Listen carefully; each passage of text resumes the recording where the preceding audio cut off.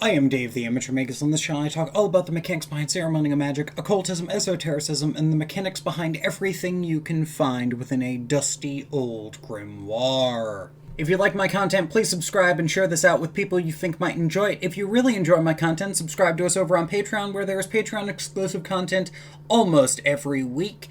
Top tier patrons get a monthly write-up about an esoteric and occult topic, where I talk about just something about the occult. This month, for the month of October, it is all about how spirits work, how the soul works, how spirits are able to influence us, and that kind of thing, in addition to, of course, early access to all my videos, even if you just give me $5 a month. And if you are already watching this on Patreon, you have my thanks for your continued and ongoing support. So, every so often, people run into a little bit of a writer's block, and having a writer's block is a natural part of being human. Sometimes you can't have ideas all the time, and if you do have ideas all the time, you're eventually going to have creative burnout, and this is kind of a solution to creative burnout. Creative burnout is usually caused when you don't have ideas, or you don't have new ideas, and you're trying to think of a new idea, and that idea is blocked. It's just not coming to you. You are in a field of flowers, and all of the flowers are actually grass. Going based off of a concept that is, originally from the late Carl Jung, people do not have ideas. Ideas have people. And by going through this explains, in a very occult and esoteric term, why different guitar sounds will come up out of nowhere. There is an old story about how in Mega Man 1, Elecman's theme and Journey's Faithfully have the exact same set of notes in them, and the people who made those songs had not heard of each other's music until literally years later. So this is what it means when it said that ideas have people. People are receptive to the ideas when they come into existence, because ideas are constantly coming into existence. And those ideas will then go ahead and they will present themselves to the right people. The right people will go ahead and they will proceed to, act on those ideas. Or if you have an idea that you don't act on right away, somebody else is having that idea at the exact same time and they are acting on it without fail.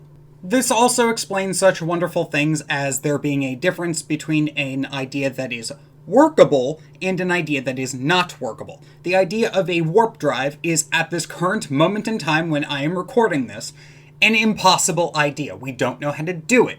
The idea for how to make a warp drive, however, is being worked on by very famous future famous scientists who are going to make us a warp drive, and we will figure out how to make that at some point in the future. But that is a little bit heady and a little bit more mercurial than I'm tending towards on this channel. I will be perfectly honest, I'm much more of a Solar Jovian guy. So how can we bring the realm of ideas to us? What if I want to write something, Dave? What if I want to make a video game, but I don't know how to make a video game? Or, well, if you don't know how to make a video game, you can go ahead and you can learn those skills. But this isn't what this video is about. This is for people who know how to do things. Like, you know how to write, you know how to draw, but you just don't know what to write or draw. And you want the idea in your head. For that, we go to the Muses. For those of you who don't know what the Muses are, or have never heard the term, "you are my muse," the Muses are going to be the spirits that are responsible for granting artistic ideas. These are also scientific ideas, historically speaking, and the Muses are going to be easiest to access for people using the Orphic Hymns, actually. You can use the Orphic Hymns to the Muses in order to invoke the Muses. And from here, you can just call up the Muses, and that's really it. There are 9 Muses: Calliope, Clio, Erato, Euterpe, Melpomene, Polyhymnia, Terpsichore, Thalia, and Urania. And according to the ancient Greeks, all of the 9 Muses had their own roles. Now, it is important to know what you should and should not be calling up the Muses for. And it is important to note that the Muses are not just for arts, they are also for the sciences. Yes, art and science coming together in a spiritual video. Wow, we really are covering all our bases today, huh? So, The muses also govern, at least most of them, will govern some vague form of science as well. For example, one of the muses is involved with engineering, one of them is involved with physics, one of them is involved with astrology and astronomy overall, and as such, these are going to be like, the studies of the planets and the various things, and the muses can help with these as well. Now, interestingly enough, the muses are going to be some of, if not the fastest acting spirits that I've ever heard reports from. Like, they give you info and they give you ideas same minute that they are called. It is absolutely amazing because they don't need to manifest things in the physical for you to have ideas with. They can just manifest ideas and to your head, and they can just take the ideas and directly show them to you, and you can just have this burning desire to suddenly start writing or working through whatever problem it is you called them up for in the first place. Now, obviously, the muses are not going to be the only spirits that can give you inspiration and ideas. I mean, of course, for other scientific pursuits, you can go to the mercurial spirits, you can go to air elementals, specifically, and you can go to solar spirits, being the notable ones. However, in my personal experience, I found that the muses give a much more fleshed out understanding of what it is the story is. So if you call up the muses for an idea, the muses are going to give you the full plot line, full manuscript of a movie that you can write down working on and allow them to channel the artistic energy through you.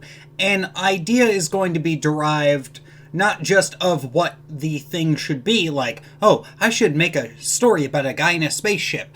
It's just going to have that if you just go to, like, a lesser spirit, like maybe an air elemental, but when you go to the muses, you get the full Monty of, I want a movie about this. I want an idea about space. And then you end up thinking of ideas, and you get the ideas from the muses.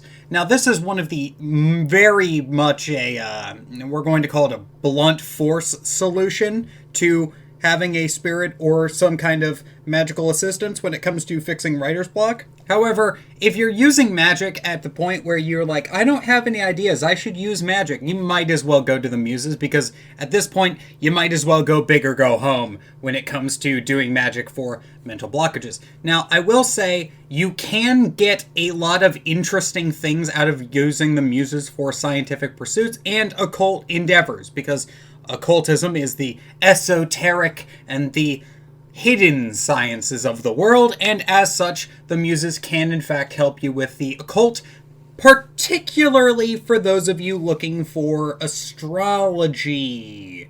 Astrology and the like will usually happen through the muses. For this, they will usually direct you towards better sources if you're trying to learn that kind of thing.